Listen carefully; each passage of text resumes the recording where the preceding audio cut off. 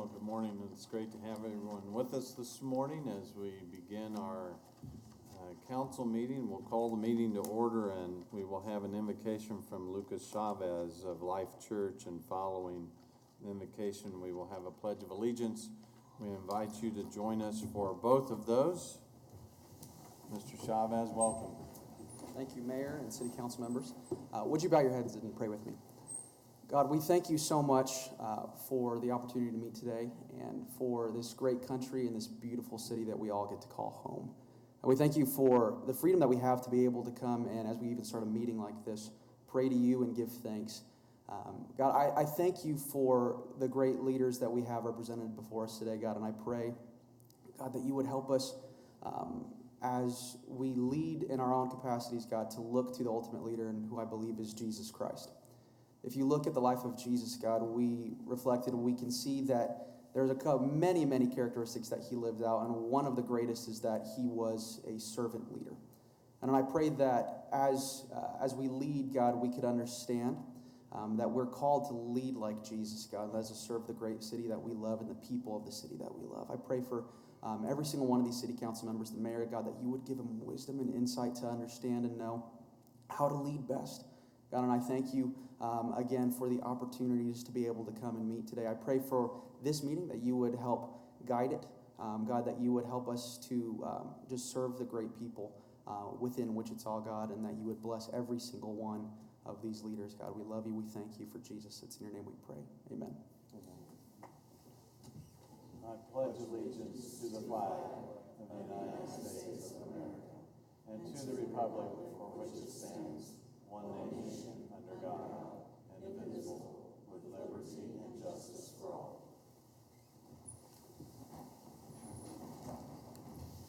Thank you very much for the invocation, and our first line of business is the minutes of May 14th. Any changes or corrections for the May 14th, 2019 meeting minutes? Seeing none, I move we approve the meeting minutes for that May 14th. Second. We have a motion and a second. Any other discussion? Cast your vote. Motion passes 6-0, and we have a couple of proclamations this morning.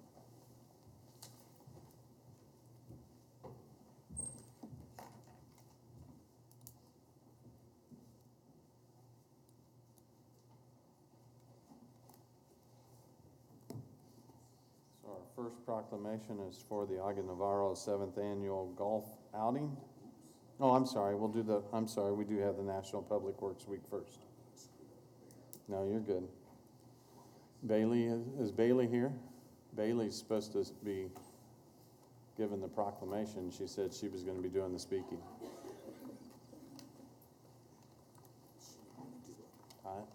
She doesn't even want to come down here now. She is a little rebellious. We'll let you off the hook this time, Bailey. You could at least come stand with us.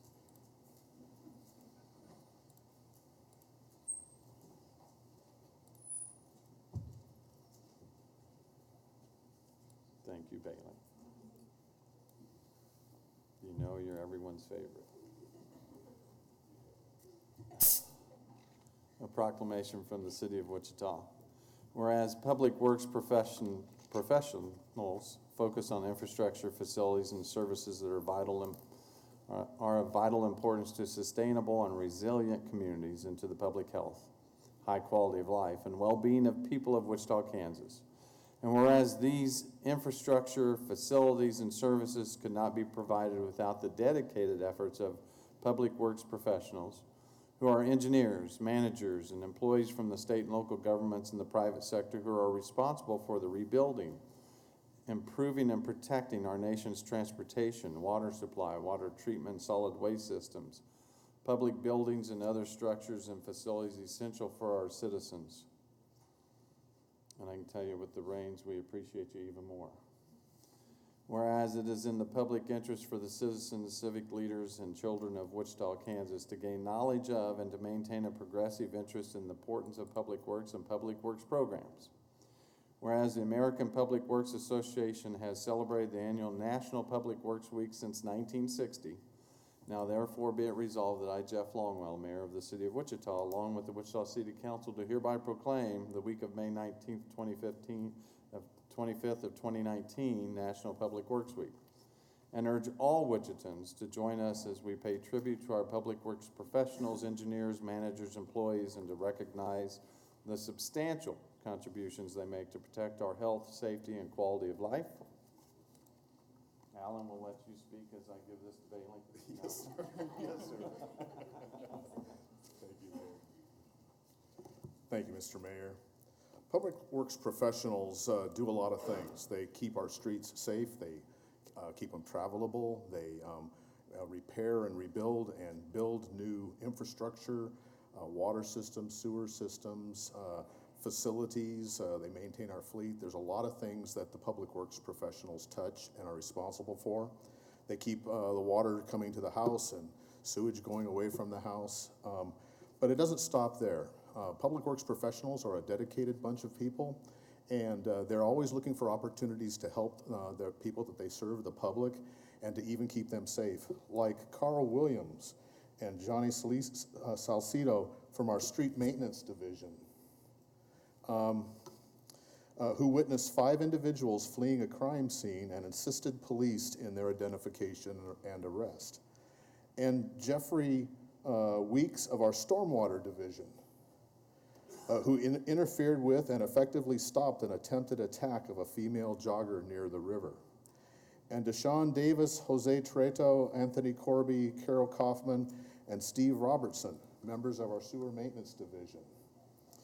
While performing their daily work, and they found a ring, a class ring, and they tracked down the owner, who happened to live in Texas. And the owner was thrilled to be reunited with her keepsake, saying, quote, "I want to thank your team for going above and beyond and giving me back a piece of my childhood that I thought was long gone. They are very special people, and I wanted to make sure they were recognized for being such great people, especially in times when all you hear are negative stories." I couldn't agree with her more. And all the members of our snow and ice crew and our stormwater response team, who work 24 hours, 7 days a week to keep our streets safe and passable, with this, working with the snow and ice that's on our streets and with the flooding that's also in our city, to protect our neighborhoods. Not all heroes wear capes. Some wear hard hats and work boots and safety vests. And I want to make sure that these everyday heroes are recognized, because they are the ones that deserve this week, this National Public Works Week. Thank you.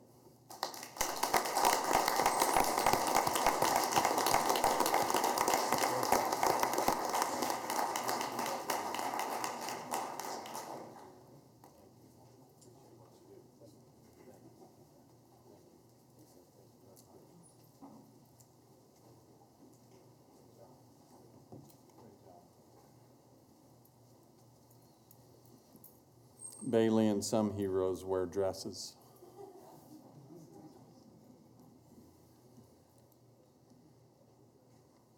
We are blessed to have such a dedicated group of employees that care deeply about their community. Our next proclamation is now for the Augie Navarro 7th Annual Golf Outing. If we can have everyone but Del Goder up here. He didn't even listen, did he? I never have, so. George, you don't want to come back up?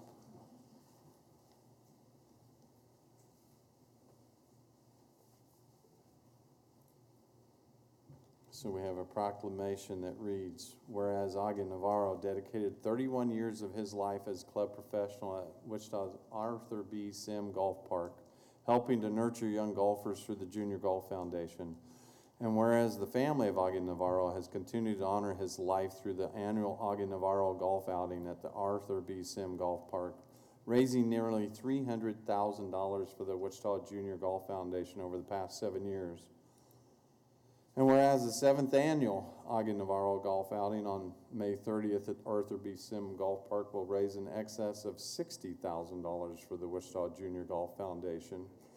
And whereas funds raised through the Augie Navarro Golf Outing provide $10,000 scholarships to selected students who have participated in at least 4 years of Wichita Junior Golf at the city's 5 public golf courses. And whereas dozens of golf enthusiasts have joined the Navarro family in financing the construction of the Augie Navarro Memorial Pergola at the Arthur B. Sim Golf Park. And whereas another $20,000 was raised April 29th at Wichita's McDonald Golf Park during a golf marathon sponsored by First Tee and MV Purchasing, all of which will pay for green fees for Wichita youth. Now therefore be it resolved that I, Jeff Longwell, the mayor of the city, along with the Wichita City Council, do hereby proclaim May 30th, 2019 as the Augie Navarro 7th Annual Golf Outing Day in the city of Wichita.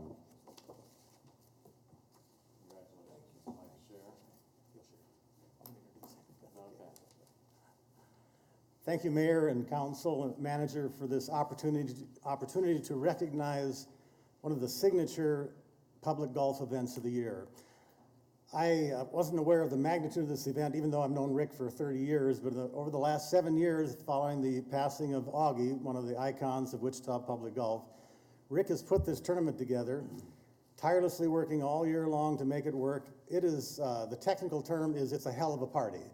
He is an amazing guy in what he has gotten, what he's achieved, and all of it benefits youth golf. I met Augie Navarro when I moved to Wichita in 1990, living next to Sim Park. A lot of the guys I played with are here today as well. They all knew Augie. Augie was a symbol of public golf. He did things right. He was a great golfer, a great person, and the legacy of Augie Navarro is what we celebrate and recognize today. But the key element is youth golf, and Rick's going to tell you briefly why he does what he does. It's because of projects like First Tee, Wichita Golf Foundation, the high school golf programs, all of which are generating a wave of golfers that are going to be the future of public golf in Wichita. Public golf in Wichita has got some challenges, as we all know, but one of the bright spots is what's happening with youth golf, and a lot of that credit should go to Rick Navarro, his family, and the folks who make this tournament possible. So I would like to now introduce Rick Navarro. Pay you for those kind words. You owe me all the money in Boston, so. Thank you, Dale, and thank you, Mayor Jeff Longwell and the council for accepting our resolution. My name is Rick Navarro, and I'm the second child of 3 from Augie Navarro. I currently work for MV Purchasing, which is an oil company owned by Dave Murphin and Mike Vess. On June 2nd, 2012, my father, Augie Navarro, passed away, and I wanted to keep his name alive by having a golf tournament named after him. I approached the Junior Golf Foundation because Dad was instrumental in getting the junior golf program off the ground with Marge Page back in the 60s, and I had heard that junior golf was declining in the city. Marilyn Lynn, a board member of the foundation, was skeptical about the amount of money that I thought I could raise, but thought it was a great idea. We agreed and moved forward with what is now called the Augie Navarro Golf Outing.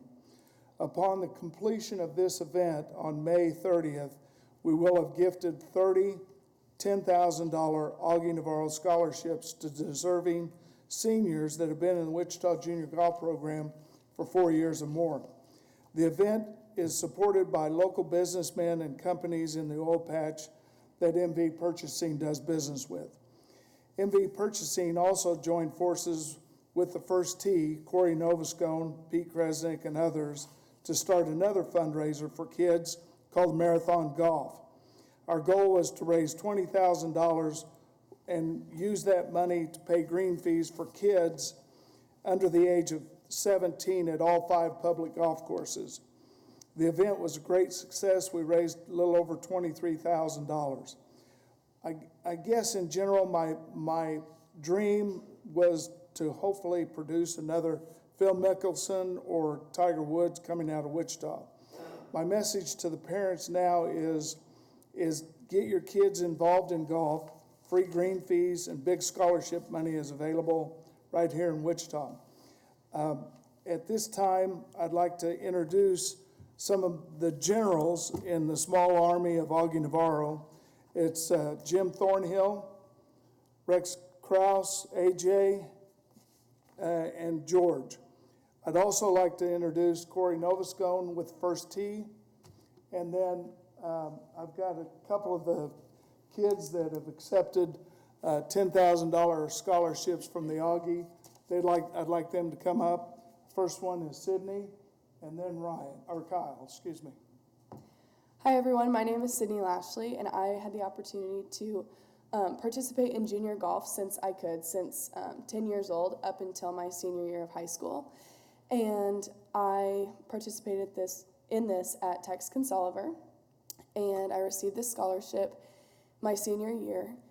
And so I received the $10,000 scholarship, which is amazing, and I've been able to use it at Kansas State University the past 2 years. I just finished my sophomore year, and I'm studying life science pre-dentistry, and I just wanted to thank the Navarro family and everyone involved with making this tournament and this scholarship possible, because it has helped me and my college experience be what it is. Thanks, guys. Hello, my name is Kyle Landwehr.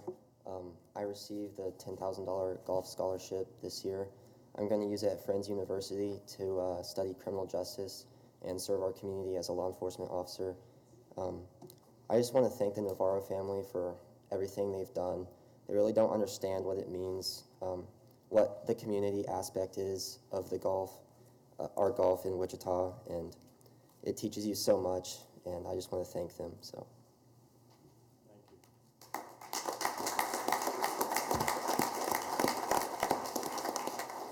I'd like to present a history T-shirt of the Augie.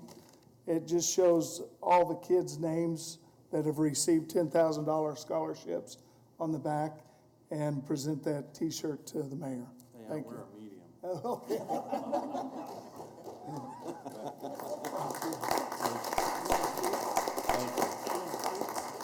Thank you. Thank you. Thank you all.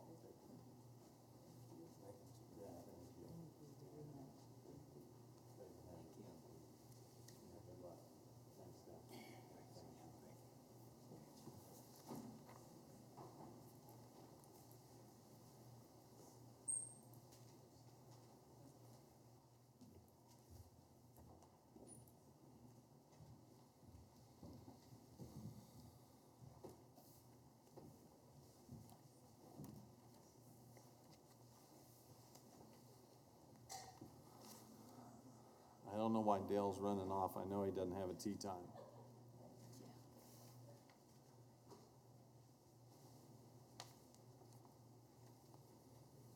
Madam Clerk, you want to call the next item?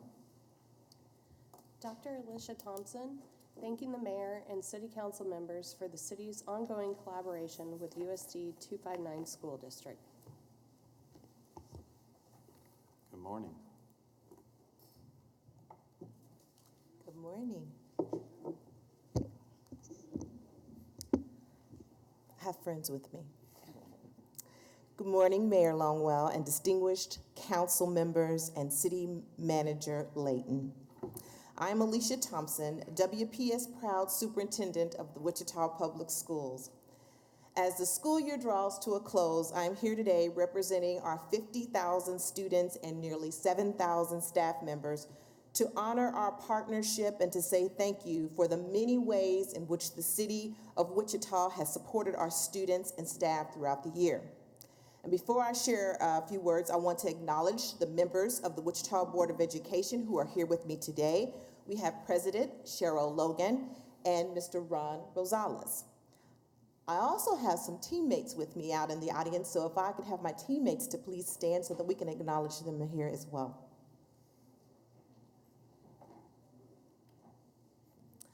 Last August, we kicked off a new partnership to utilize 3 city buses on targeted routes to support on-time transportation needs at Southeast. The early efforts were so successful that we expanded the partnership several times during the school year, and today our collaboration with Wichita Transit serves more than 500 students and 7 Wichita schools. Research shows that a child's bus driver can make or break the student's day. So to Michael Tan and the entire Wichita Transit team, please know we appreciate you greatly for making a difference in each day for our students as they ride the bus. Speaking of roads, our friends left us. I wish they were still here. But I wanted to give a shout out to your public works teams for taking such good care of our city streets during the winter months. Now, I heard that they do so much more, and we appreciate that as well. However, I learned quickly, being the superintendent, that the worst decision that I could ever make, or bad or whatever, people never really like that decision, is when we call the weather, when it snows and they want me to shut the schools down or keep them open. That is a really rough time for me when making decisions. But thanks to the good work, we were able to minimize the impact of missed school days on student learning because the roads were cleared and our students and staff were able to get to school safely. I also would like to acknowledge the Wichita Public Library for their ongoing partnership with Big Read, which has given countless opportunities for our students to explore new literature, as well as the Wichita Park Board for collaborating with arts partners, which at Leoverture Elementary, Jordan Middle School, for the Generation STEAM program. And Mr. Johnson and Mr. Clendenin, they came amongst the community members and heard some of the projects and were part of listening to our students, so we appreciate the two of you for doing that as well. Lastly, I want to offer my deepest thanks and appreciation to our public safety officials in the police and fire departments. They are responsive when we have tragedies or emergencies at our schools, and I so appreciate the care and the concern that they show for our students and our staff. And to all of our fire department friends, your work in our classrooms to build relationships, to sponsor the career days, support our fire science program, and to hold community events, it gives our students career inspiration and tremendous life skills. And to the Wichita Police Department, I can't emphasize enough the importance of the proactive relationships that come from having school resource officers in our high schools. Last year, as I began my work as a superintendent, the board and I, we listened a lot. And I learned that our staff and our students and our parents, and they feel that our schools are safe. And I heard loud and clear that they expect them to remain safe. And I know that those SRO officers are an essential element of this safety equation. We talk to our students a lot and get lots of feedback from our stakeholders. And one of our students recently described the SRO in her school building as being a part of the fabric of her school.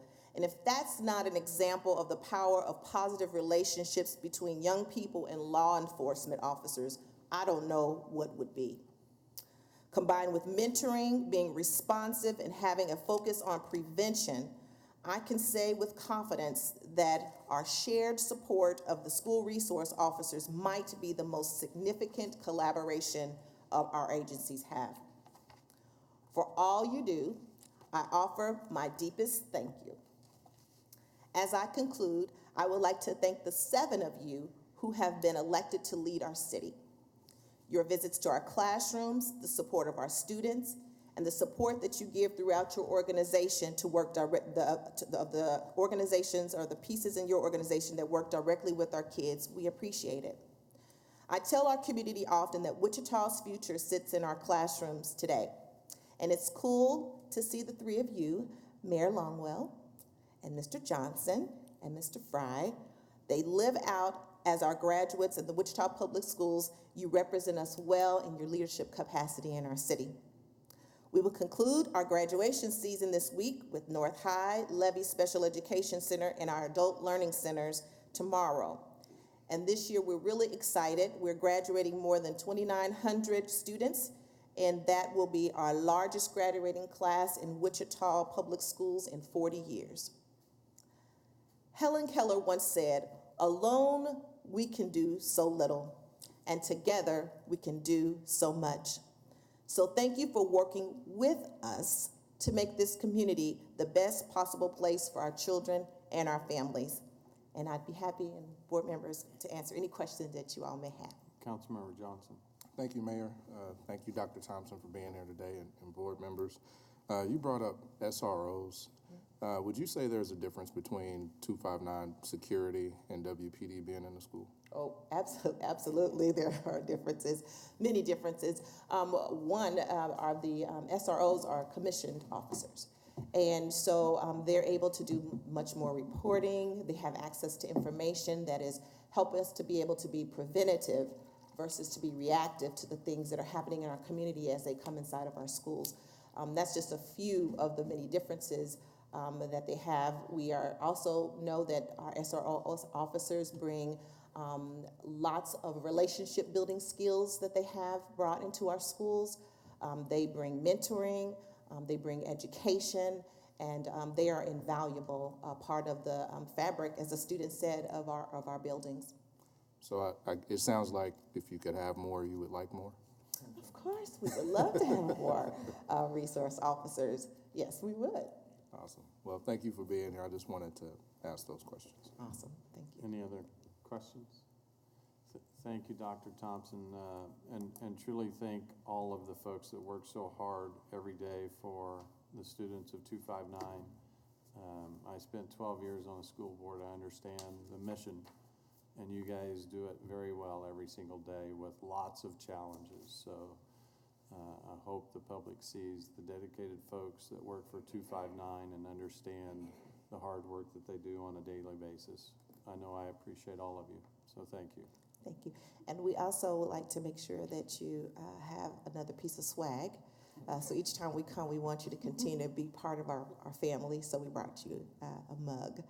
And Ms. Tuttle, thank you for being with us. Now you have a shirt as well. And we hope that you proudly wear it around the city. Thank you. Thanks.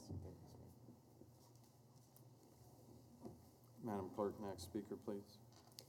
Andrew Crane, Transportation, New Technology, and Bus Stops.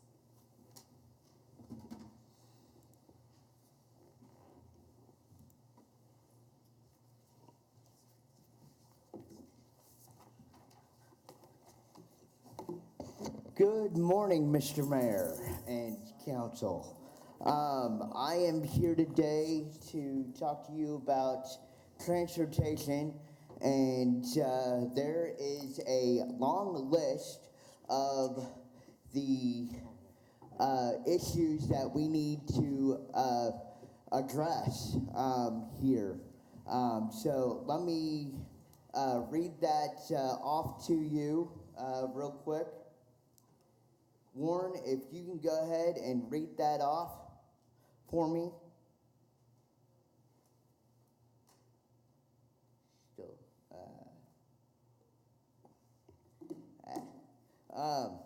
You may not be able wasn't to get working. a signal So, in here. but the issues is the making it more accessible to the blind and visually impaired on bus stops that are in grass areas that need to be paved with a bench, and looking at the long list here that needs to be done, and we've been trying to get this done with you guys for several years. And you know, transportation is the key to making a good city run. And I can't stress that enough to you, Mayor, and to the council. We need to get going on this. And with the new technology, IRA is one of the new technologies that I have been talking about several times with you guys, and it needs to be done to help out the blind community, help out the disabled community. And I am a blind individual that's living in your city. It needs to be done. Thank you. Thank you, Andrew. Next speaker, please. Fritz Hintz, People Helping People on the Street.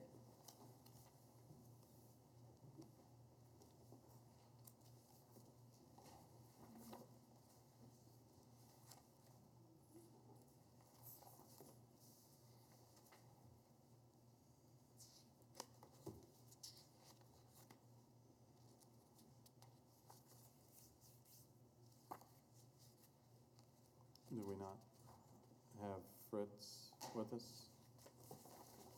Don't appear to. Call the next speaker, please. Derek Jackson, wrongful death of Karen Lynn Jackson.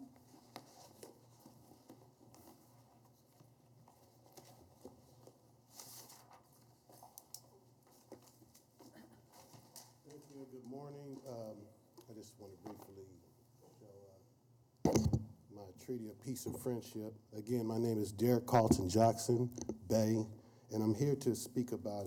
First, I want to say, according to the King James Version of the Bible, in Leviticus 19:15, it speaks about not perverting the justice of the poor. And my dad was a military Navy person, and we're going to bury him tomorrow. He brought me up to do the right thing. I love my wife. I married my wife because I love her. And my question is, what am I supposed to do? We didn't have opportunity to have a place where we can get a plate marker, maybe in a cemetery, where we can go and honor my wife. And we cannot continue to keep meeting in front of the place where she was shot. It's very disrespectful kind of to the people that live there now. And my purpose of being here today is to ask for remunerations, to ask for some compensation that me and my family can have, at least ease some of the burdens, so we can have a place at the cemetery for my wife where we can go visit, her grandchildren can come visit. So whether the case got dropped or dismissed, my question is, what am I to do? So I'm here to ask for remunerations. If council would consider that me and my family can honor my wife. And that's basically what I had to say. And one of the scriptures, Lamentation 5, 2, and 4. And with that, I'll end it. I thank you for your time. I appreciate you. And assalamu alaikum. Thank you. Madam Clerk, next speaker, please. Jacqueline Bowers, concerts and events on the riverbanks. And I don't believe Jacqueline Bowers is here. Madam Clerk, we'll go to the next item. Consent agenda items 1 through 17. Are there any consent agenda items that need to be pulled for clarification or discussion? Seeing none, I move that we approve the consent agenda items 1 through 17. Second. We have a motion and a second. Any other discussion? Cast your vote. My computer is frozen right now, so I can't. So it froze up. Yeah. So we'll take a voice vote on consent. All those in favor say aye. Aye. Opposed? Motion passes. Councilmember Johnson, did you have something? No, I was telling him he left his paper up there. Oh, okay. You weren't telling him, you were signing it. Didn't want to interrupt. All right, Madam Clerk, next item, and let's see if we can get the voting system working. Report of Board of Bids and Contracts dated May 20th, 2019.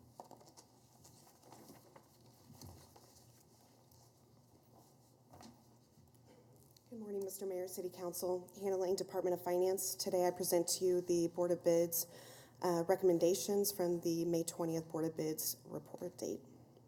First engineering bid we have is 2019 Sanitary Sewer Rehabilitation Phase B. Recommendation is In Situ Form Technologies for $179,679. First purchasing bid we have is portable manhole inspection cameras. Recommendation is Q's for $129,000. That is all the bids, and with that, I'll stand for any questions. Any questions on that lengthy Board of Bids? Seeing none, I move that we award the Board of Bids as mentioned. Second. We have a motion and a second. Are we gonna get to cast our vote? Yay. Cast your vote.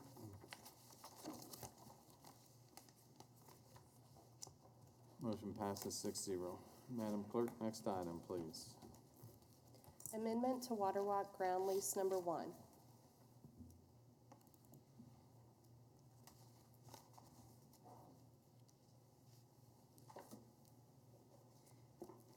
Good morning, Mayor and council members. Jennifer Magana, City Attorney.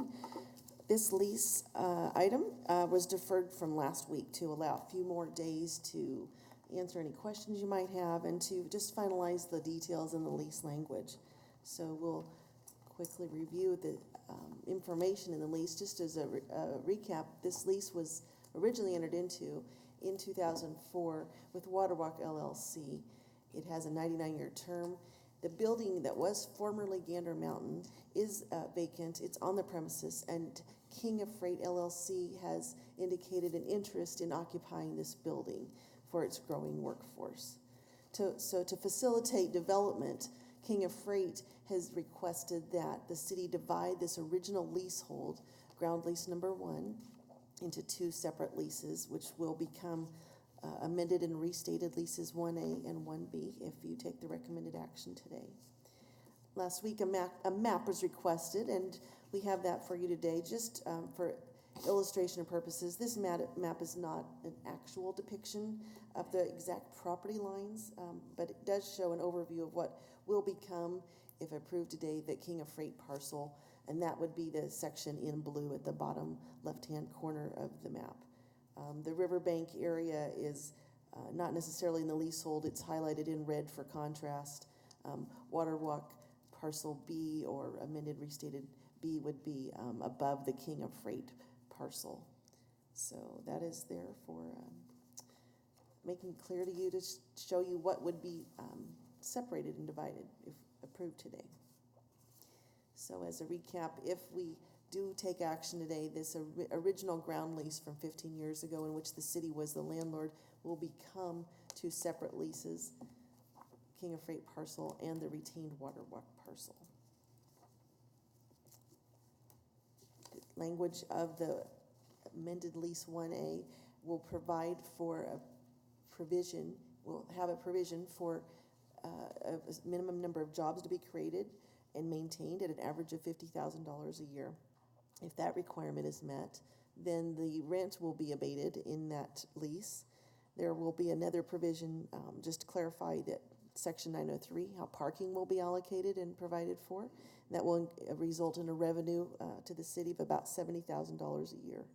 Since last week, we have clarified definitions in Section 701 and 1608 as well.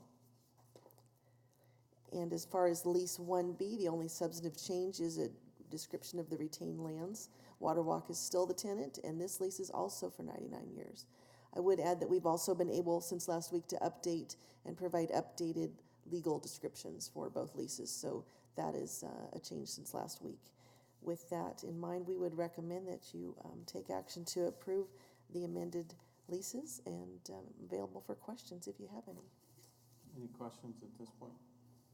Seeing none, we'll go out to the public. Anyone like to address the council on this agenda item?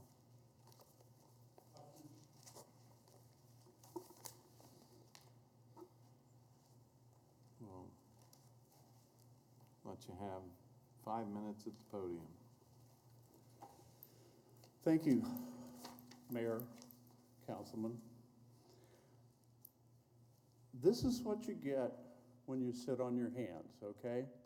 You have a beautiful piece of land that it had an opportunity to be developed into something really useful, and you're gonna pass it off. Well, now, I'm not here to complain. I'm trying to take from past mistakes and move forward. I have quotes from the Chamber and the Greater Wichita Partnership and the Downtown Wichita Board Chair and others that describe all these wonderful things we're going to do on both riverbanks. Well, we blew part of this off, okay? And that's not where we're at today.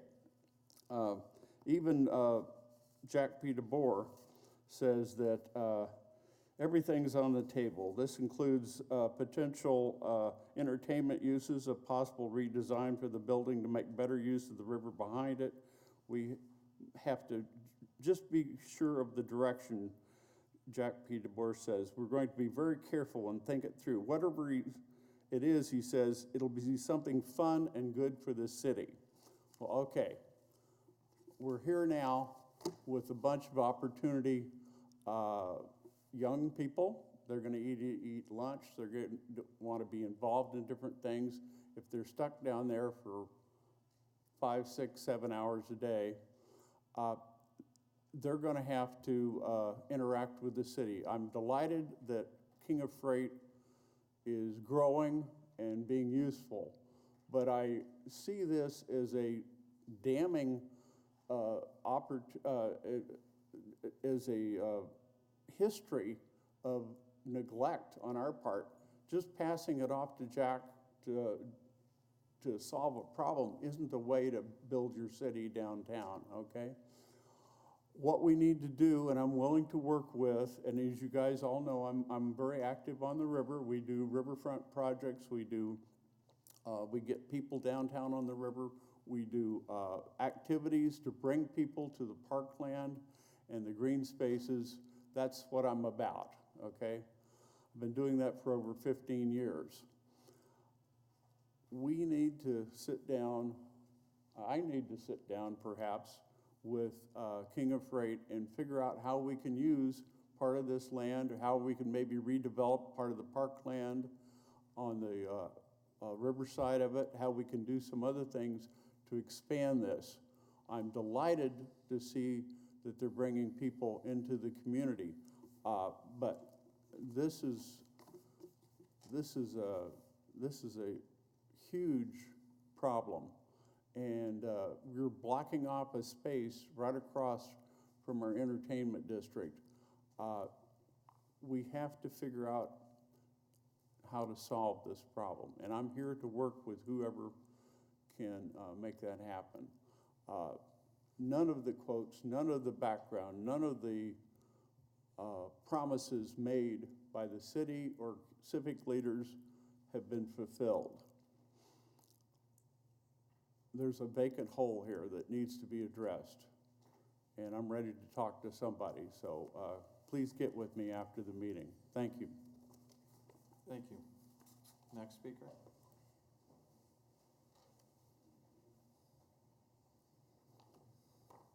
Christopher Parashow, 311 South Exposition Street. Moving a non-retailer into Waterwalk just totally defies everything that Waterwalk was sold to us as. They're not going to provide retail sales tax in order to help pay back the city for Waterwalk. And there are other things that it could be used for, as he was saying. One of the suggestions that I've heard that I shared with everybody in an email last night was that this location would be perfect for a performing arts center. That would give us a location to move the symphony orchestra and all of the other performing arts activities out of Century 2 before anything is done with Century 2. It's the Century 2 Citizens Advisory Committee recommended moving the performing arts portion out of the Century 2 location, and this would be a perfect opportunity to fulfill that part of their mission and their recommendation. So I'm asking you to really think hard before you do this, because you could be tying your hands for something even greater in the future. Thank you. Any other speakers?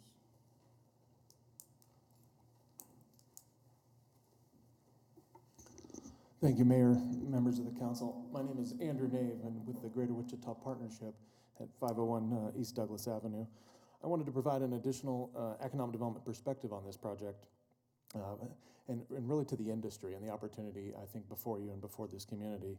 Freight brokerage is one of the fastest growing market segments of the logistics industry.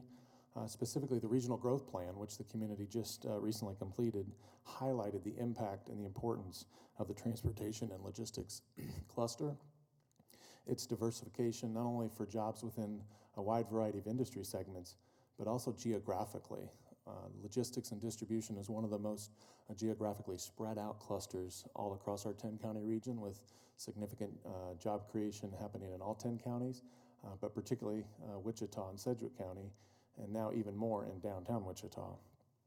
And while there are smaller freight brokerages in the region, King of Freight has the opportunity to continue to grow and scale like other larger companies more established in this industry and even in our state. And you may not be familiar, but freightquote.com in the Kansas City area was purchased a couple years ago by C.H. Robinson, one of the largest players in this industry, with over 1,000 employees. Shamrock Trading, which is a subsidiary of or a part of Ryan Transportation, announced last year over 1,000 new jobs in Overland Park, in addition to the several hundred they already had.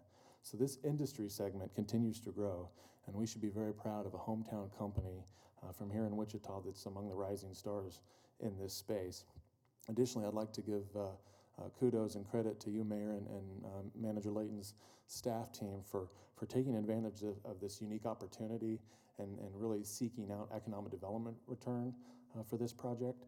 A commitment of 400 jobs and CDBR's calculation of over $1 million of economic benefit are typically reserved for tax abatement and deferral of future revenue streams for those types of tools, which wasn't required for this job commitment. So kudos to you for creating a win-win, not only for this growing company, this homegrown company, but also for the citizens. So thank you very much.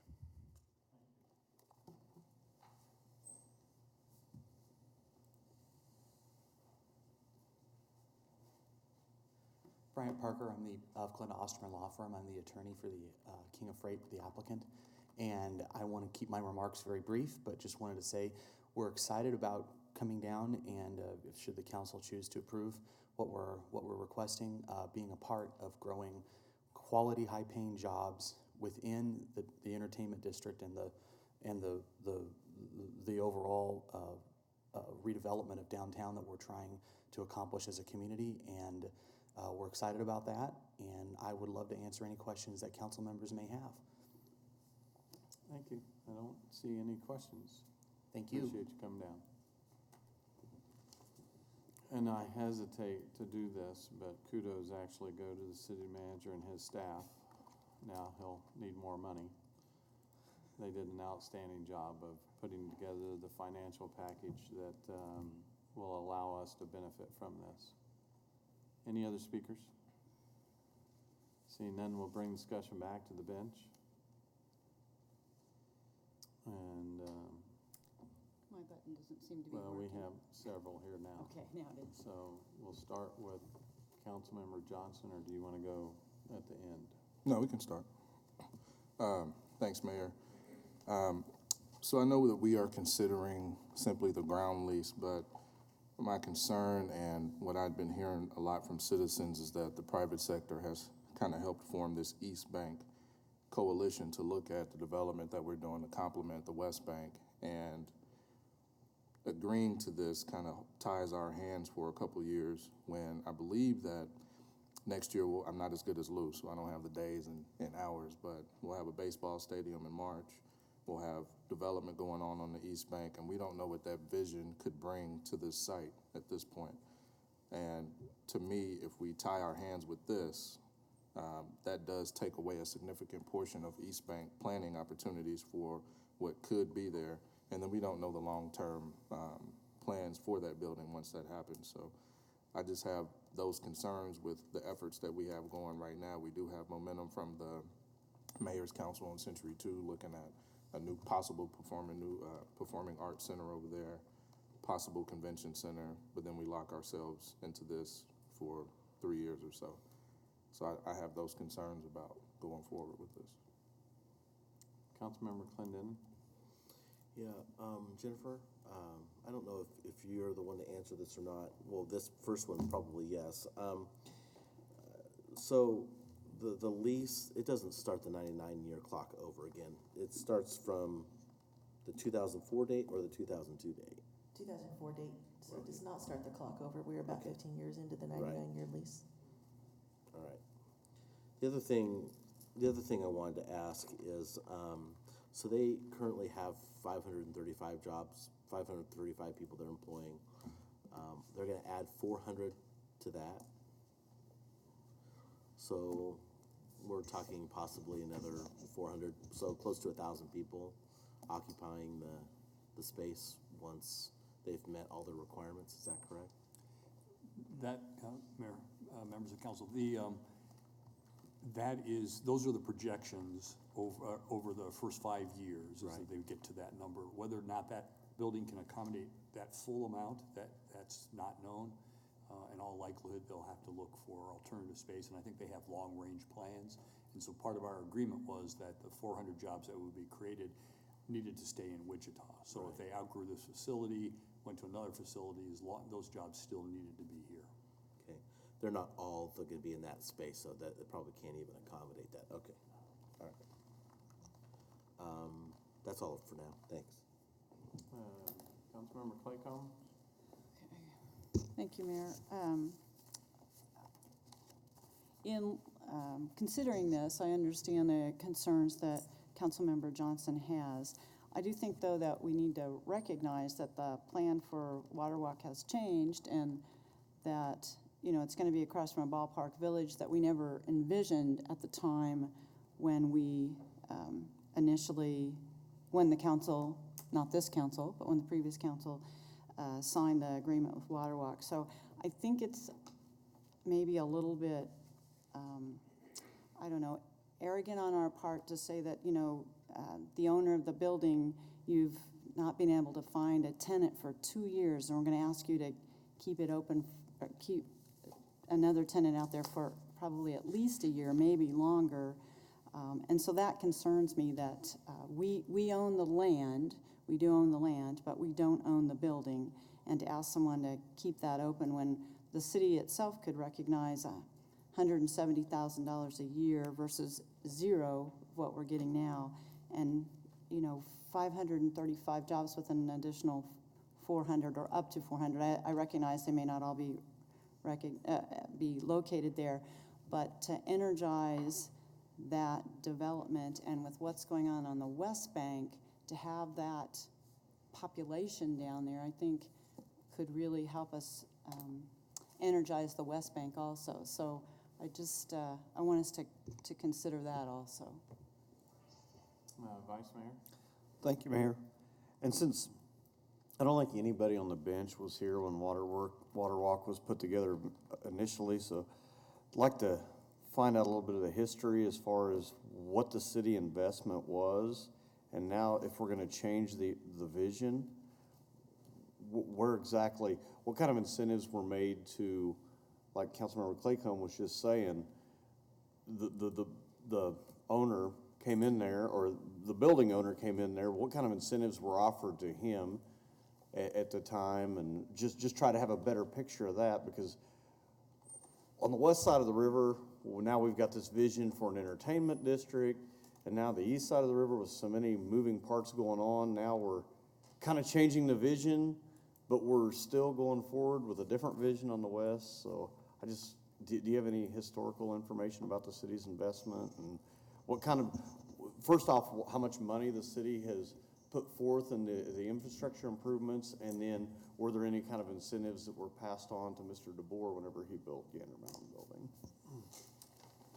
Mayor, Vice Mayor, that's a complicated question, and one that we'll have to get back to you in terms of outlining.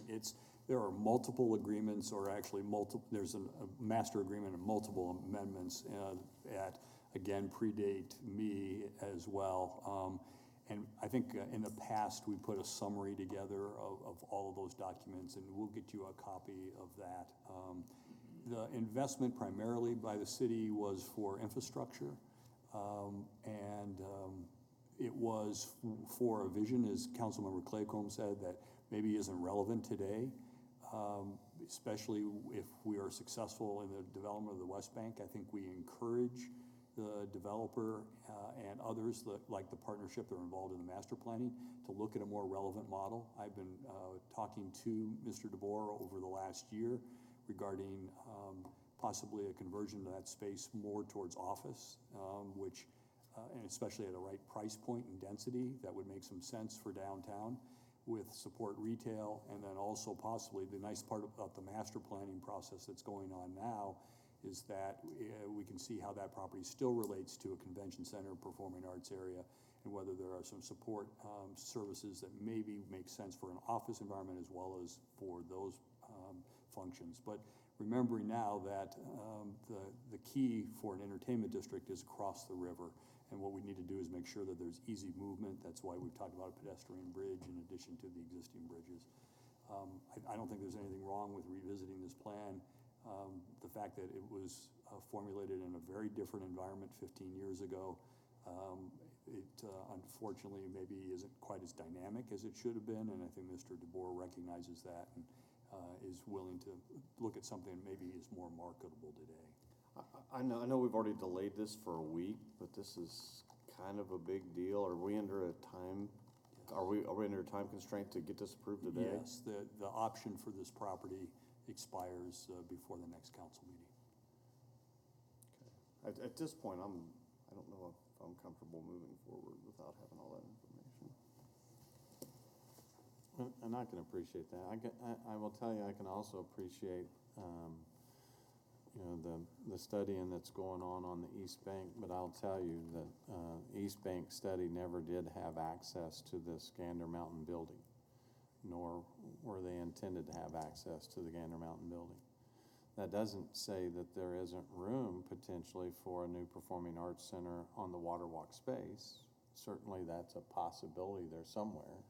There's plenty of space for them to build, as we've heard. Waterwalk hasn't been built out, certainly near as successful as we would have liked to have seen it happen. But we haven't had much control over that, and we still don't have a lot of control over that.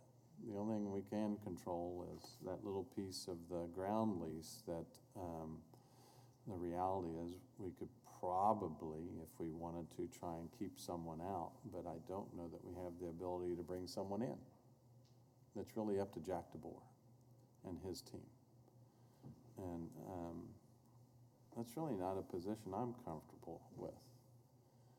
Should we be the roadblock to potentially bringing more density and people and energy down there in an environment that we continue to hear is probably going to change based on the economics of today, not the economics of yesteryear. And it truly is density that will bring more opportunity down to that river corridor.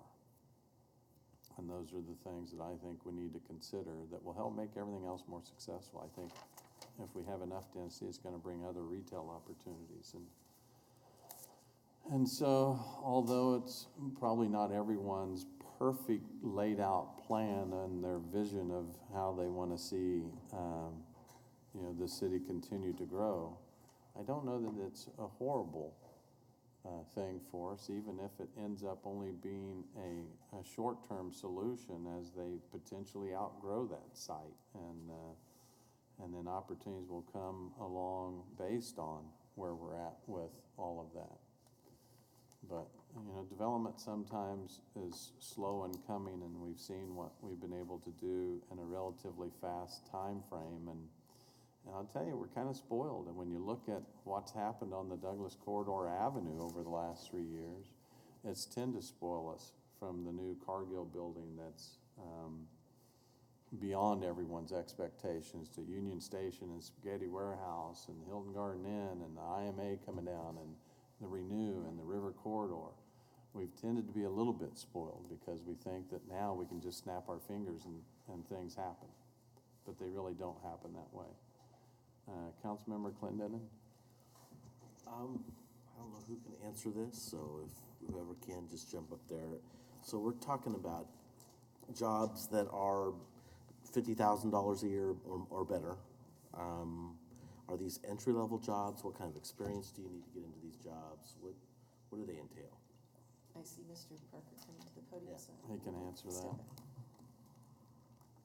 Yes, I'd be pleased to. So basically, those are the jobs. We don't have entry-level jobs, excuse me. We don't have true entry-level jobs at King of Freight. Those are the jobs that anyone that comes and applies to us and that makes it through our screening process, those are the jobs that they would be filling, right? And so what we do is we take a lot of feedback here. Apologize, members of the council, right? I'm sure it's not, Mayor. Don't have that great a personality. But what we're essentially talking about, right, is we train our folks that come in to do their job, and then we give them opportunities and resources to help make them efficient. And then their salary is somewhat linked to their performance. In other words, the more freight that they're successful in booking. So that's why 50,000, I'm gonna say this, and my client's gonna say I'm gonna be flooded with applications, but that's the average salary. There are some people that perform below, especially as they learn the trade. There are some people that perform substantially above $50,000. And you don't need a college education to come work for us. You need good people skills, a willingness to work and learn the industry, and a lot of effort. And we're very proud that we provide folks a path towards what I would characterize to be, there's a lot of people working there that make a lot more money than I do practicing law. And I think that's a solid thing, it's a very rare thing that we can do in this 21st century.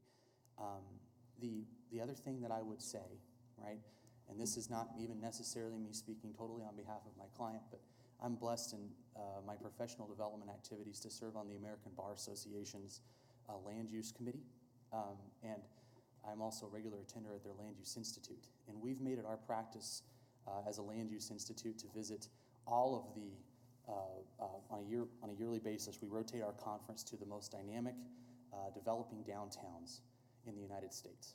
And this last year we were in Baltimore and we learned about their redevelopment efforts.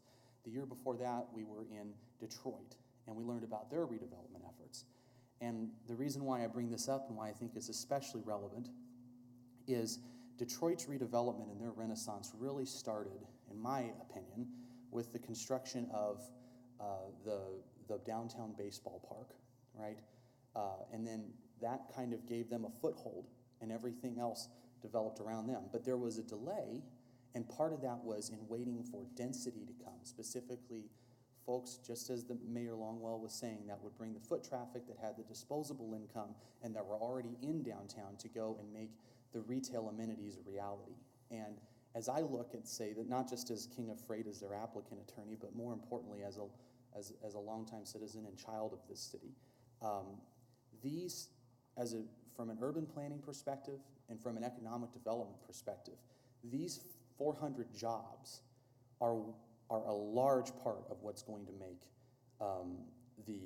the baseball redevelopment as successful as it possibly can be. This is gold from an economic development standpoint. You don't get this. Downtowns don't get this kind of, just somebody walks in and says, we need 400 You've more than jobs. answered his question. Thank you, I'm so sorry. We know, you attorneys get paid by the word. So do we sometimes, Mayor. Did you have another question? Yeah, just, well, this, and I'm not gonna hit my button again unless I have a real pressing question.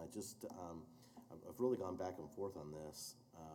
I understand what Councilmember Johnson is saying, and I also realize the density conversation, but also something that I've been pushing for in my district is jobs that people can get into and be trainable. It helps fight crime, it helps fight blight. There's so many things that go with jobs that pay this much and that are entry level. And I know you don't want me to say entry level necessarily, but they are. This is going to be a tough one for me. I appreciate that they may grow out of this, and I appreciate that this may be short term as well, because I do think it's important that we're looking beyond for the East Bank. But the jobs are going to be tough to pass up, and we have so many issues in our city that are mitigated by having jobs like this. So just some of my thoughts for my colleagues. Thanks. James, if every decision we made were easy, anybody could do our work. Councilmember Claycomb? I also think, thank you, Mayor, I also think that, but based on what you're saying, Mr. Parker, is that this doesn't preclude changes in the future, because again, it's a building that's set empty for 2 years. This, I think, can energize this, but it doesn't preclude changes in the future, particularly with King of Freight and the growth that they expect. They may not be there forever, and so I think there's just an opportunity here. I think something else that may be missed in this is with amending this lease, city manager, we were never going to see rent from this property, whether it was based on the the formula that I read in the contract, we weren't gonna collect rent. Mayor, it was, the way it's constructed, it's a net revenue agreement, and that's, after, the gross revenue, and you start with gross revenue, subtract out expenses, but then you, after that, subtract out a proportionate share of the building costs, and the tenant improvements, and that number was significant to the point where, in all likelihood, at least, especially talking about this 10-year period, there would not have been any rent from a retailer. Thank you. Councilmember Johnson? Thank you, Mayor. I had a question for Mr. Parker. This company continues to grow. There's over 500 employees right now. Were they going to grow anyway?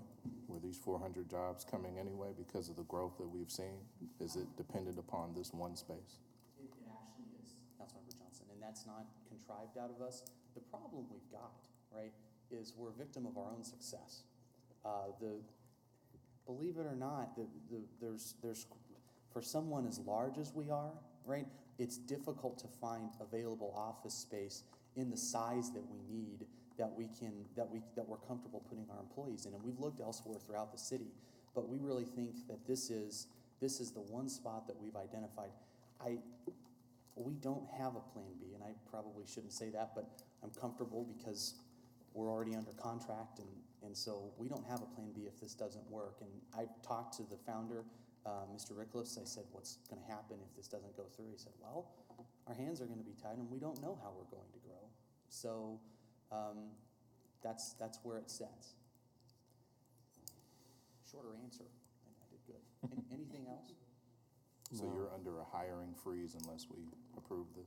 We're not under a total hiring freeze. I think we can fit probably between 50 and 100 people, with the space that we have remaining. Brandon might shoot me because he'd say, Brian, you're crazy, but I've looked in there and seen what we had. But that's nothing, that won't even take us through the fall in terms of the number of people that we bring in.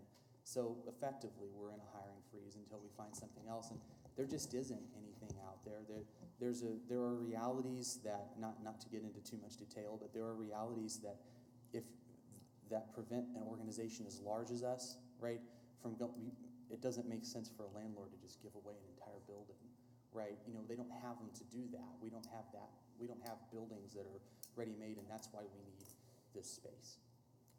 Mayor, if I could jump in. This wasn't so much about what happens with King of Freight over the next couple of years. It's about whether or not we can have them grow in our community in an area that has been identified in Bragg and then subsequently in the regional growth plan to help us diversify our economy. And they are going to build, it's their intention to build a complex at some point, and whether that's here in Wichita or someplace else, that will be they'll determine that as part of their long-range planning. So the idea was to try to get some commitment that this company would stay here for 10 years, and any growth that occurs would occur inside our borders. And so that's the reason that we worked hard to try to make this work. Right. I'm glad you mentioned that, because I think it's critically important for us to continue to focus on diversifying our economy, and this certainly does that. And we hear that all the time. Of course, it's easy to get happy when aviation's doing well and it's turned around and doing well again. But these are the times when we need to take that opportunity to continue to diversify our economy so that it's not just about aviation. And we've been able to have some successes both in advanced manufacturing with some medical facilities and now with this logistics company and some other opportunities that truly helps us diversify. Yeah, I get it. We're all struggling a little bit with this. Is it the best use of the river? None of us liked the way that building was oriented along the river corridor. Certainly it's something we would have done differently or asked them to do differently from day one. But we didn't have that power or authority, and again, I'll argue that it's, we need more density.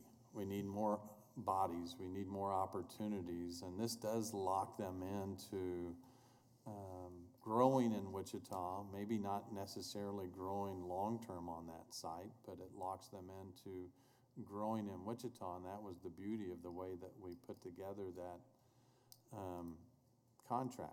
As we know that they may outgrow that space, and if they're very successful, we want them to outgrow that space, but grow in Wichita because it brings us more opportunities.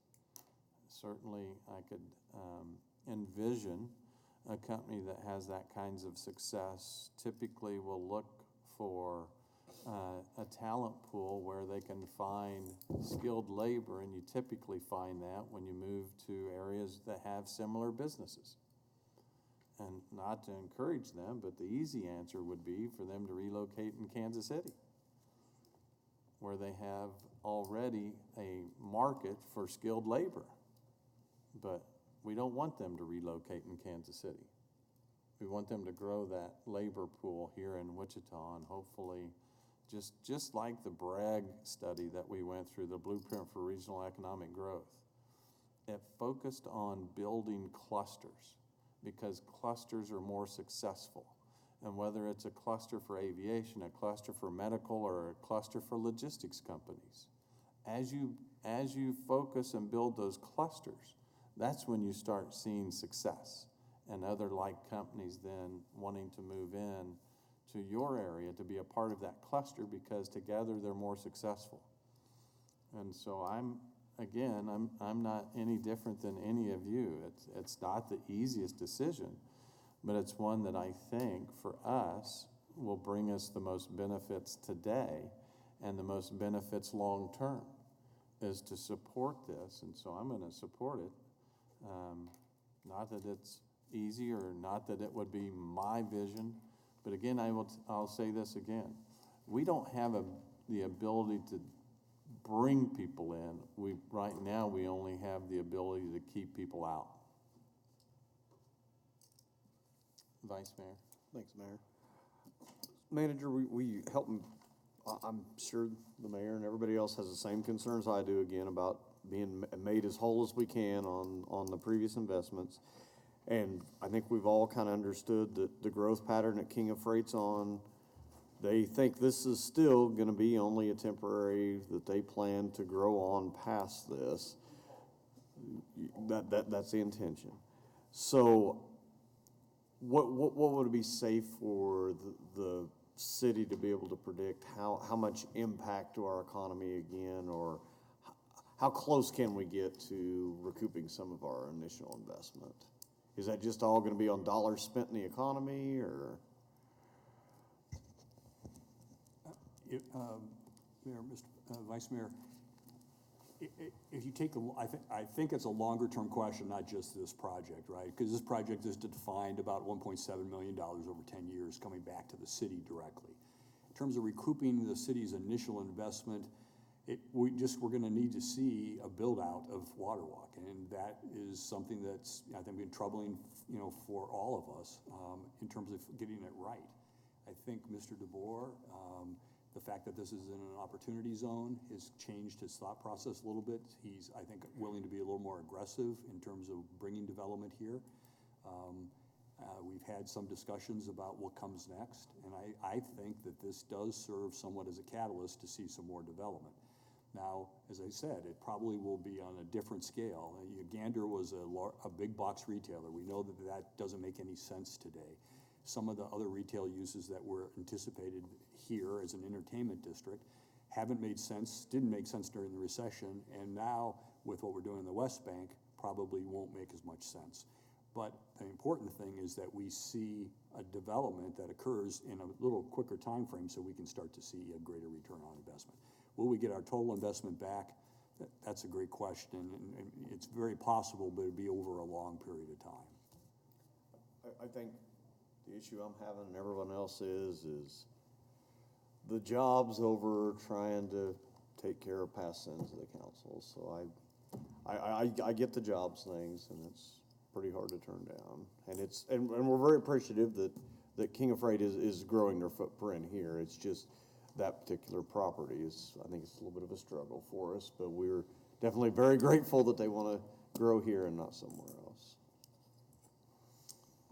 Any other speakers?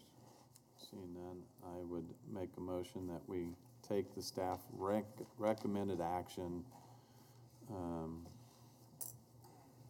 Second. We have a motion and a second. Is that enough? We lost, oh, there you are. Enough for you. I can read the motion. It's, staff recommended that the city council approve the amendment to Waterwalk ground lease with King of Freight to form the amended and restated Waterwalk ground leases for 1A and 1B. And I think we have a motion and a second. I'll just say it's, again, I get it. We're all struggling. At the end of the day, I think this gets us moving in the right direction, and it's hard to forecast and look through the crystal ball of what this means for the city, downtown, diversity of jobs and all of that. But I think it's a start in the right direction, even as difficult as it is to move this forward. At this point, if there's no other discussion, cast your vote. And the motion passes. Did we get everyone voting? One. What did we miss? That was, Brandon. he hadn't pushed his I hadn't made up my mind. Oh, sorry. I know what I will vote. You want to? I'll vote yea. Okay. And the motion passes 6-0. Madam Clerk, next item.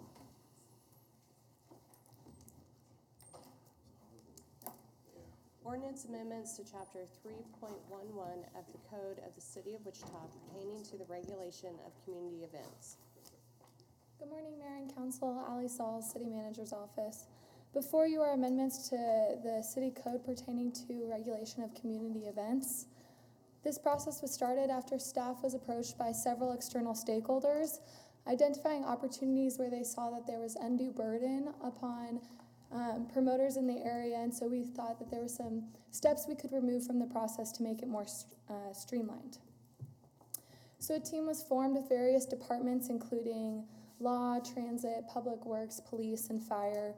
The external stakeholders were also involved in the preliminary meetings and discussions. Staff is recommending these ordinance changes along with other recommendations that we've started to implement internally. And external stakeholders have been given a report of the different recommended changes and been given the opportunity to provide feedback. So the first change before you is to allow the community events coordinator the authority to determine which city departments will approve the events. Currently, all of the departments listed in the ordinance approve all of them, so we're just trying to tailor it to them. So one of the examples is transit will now only be an approver for street closure events, not an approver for an event, say, that's happening in a park. They'll still be notified, just not necessary as an approver.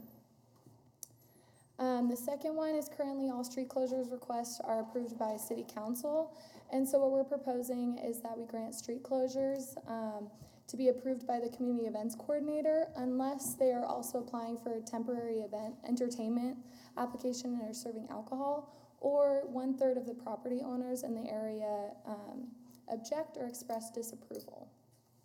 So street closures relating to those two exceptions would still come before you. The next change is to allow street closure requests which are necessary as part of the temporary entertainment district be moved from new business onto the consent agenda. This will save staff's time, not necessarily the promoter's time, but it will overall help streamline that process. Overall, these expected outcomes are that this will make the process quicker and more efficient for those event promoters and allow more events to happen on a quicker basis. Now, myself and Beth from legal, who helped me put together the ordinance changes, are available for questions. Councilmember Claycomb. Thank you, Ally. I have just a couple of questions. One is this where 1/3 of the property owners or residents, if they object to a street closure, how would someone go about objecting to this? So if you live on the block or you're being blocked in through the closure, you receive a postcard in the mail. I think the requirement is 2 weeks ahead of time, 3. Oh, good, it's longer. Community events are, excuse me, community events are required to turn in their application 45 days in advance. There are some exceptions to that, and then they mail out, they're required by the ordinance to go through a process of mailing out notification to all persons who are affected by any proposed street closures. There is a phone number on that. The phone number goes to the community events coordinator office, and they call in and they basically just keep track.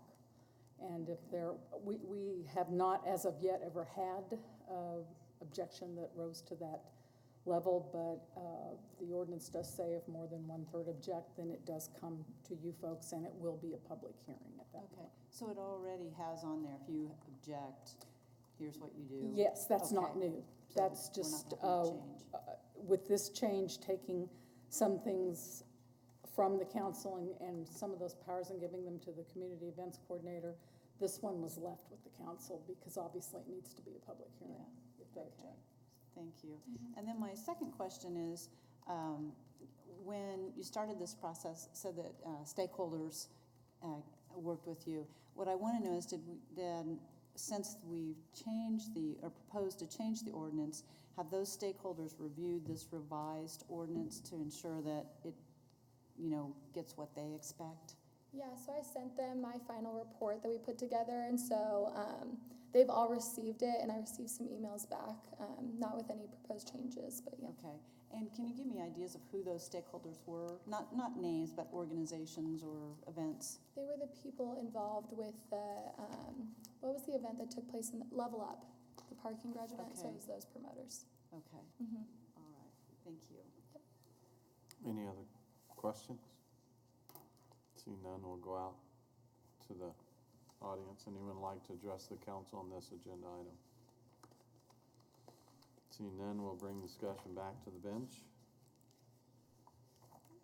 Councilmember Claycomb? Sorry, Mr. Mayor, I have one more question. So the stakeholders, you said Level Up, but how about any of the folks that run races through town? We have a lot of those. Were any of those the stakeholders in this? They were not. I can send them the report as well, but no, so it was only those first stakeholders that brought up the complaints and. Okay, thank you. Mayor, this process has taken a while. Yeah. The first early meetings included some of what we would call the frequent flyers, those who used the community events ordinance for a number of events. Pam Irish, for instance, who was responsible for a number of large community events. They had feedback, but not a lot in this area. And so as we went further, this part of our initiative is mostly tailored to those who have not done a community event before or have only done limited numbers, and they were talking about process improvement and what was cumbersome for them to work through with us. So do you foresee future changes for other parts of the ordinance? I look at this as the first step in revising the community events ordinance. Thank you. So I agree, Mr. Manager. This gives us an opportunity to be less onerous, but still provide protections for the community. And that is the complaint that we get from both sides at times, that it's too hard to do business with the city. All we want to do is put on a festival, or you're not protecting us from XYZ. And so I think this is a good step. Can it get tweaked? I don't know that I've received that much input regarding this. And so I appreciate the staff and city coming together and seeking out people to provide input. I will remind you that we made some changes earlier when some neighborhoods felt overburdened by especially foot races. Right. As a result of that, we try to balance that out in the community and limit the number of times that a neighborhood would have a race block off their streets. Right. Okay. Any other questions, concerns? I move that we take the staff recommended action. Second. We have a motion and a second. Cast your vote. And everybody cast their vote first time. Motion passes 6-0. Madam Clerk, next item. Ordinance creating section 4.04.046 of the Code of the City of Wichita pertaining to exemption of South Lakes Park for alcohol consumption.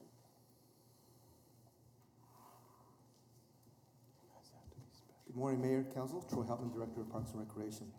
So in regards to events, we have another situation that we're talking about in regards to events. This amendment to Title IV of the City Code for a one-time exemption of South Lakes Park for consumption of alcohol.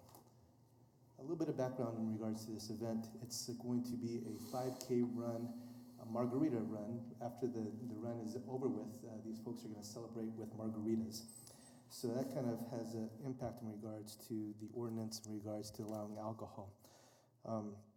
The application process began in October of 2018. We've been working with this promoter through this whole process, and the original idea was to host it at O.J. Watson Park. But fortunately or unfortunately, we have had a huge number of folks register for this race, and so O.J. Watson is not going to be large enough.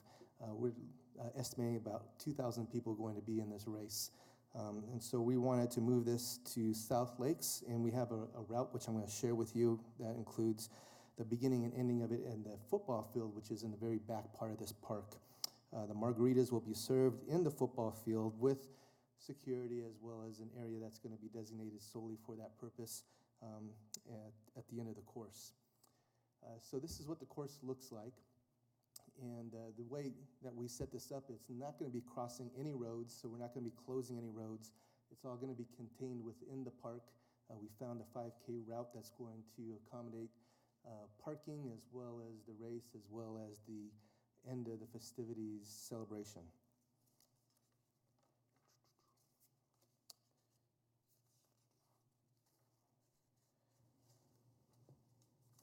So the proposed amendment exempts the grounds and buildings located at South Lakes for consumption of all types of alcohol. This exemption was requested by the promoter for this Margarita Madness 5K Run community event occurring only on June 1st of 2019. So that date will be the only date where we'll have this event. The expected outcomes of the sale and consumption of the alcohol liquor will be allowed during the Margarita Madness 5K Run community event that will occur on June 1st.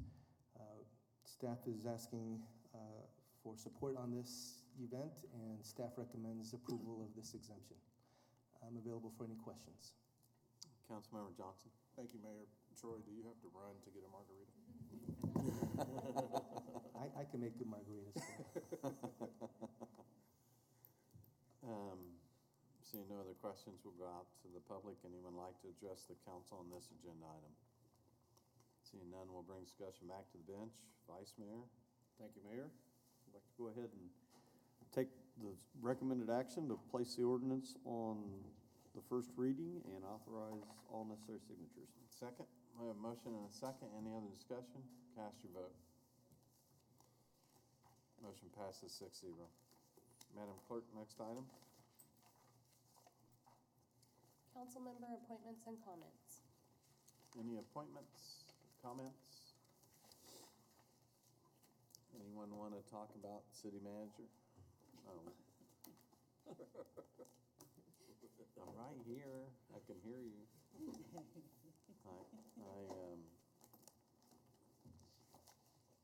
don't think I have anything else. We will move, we adjourn today's council meeting. Second. We have a motion and a second to adjourn. Cast your vote. Motion passes 6-0. Thank you.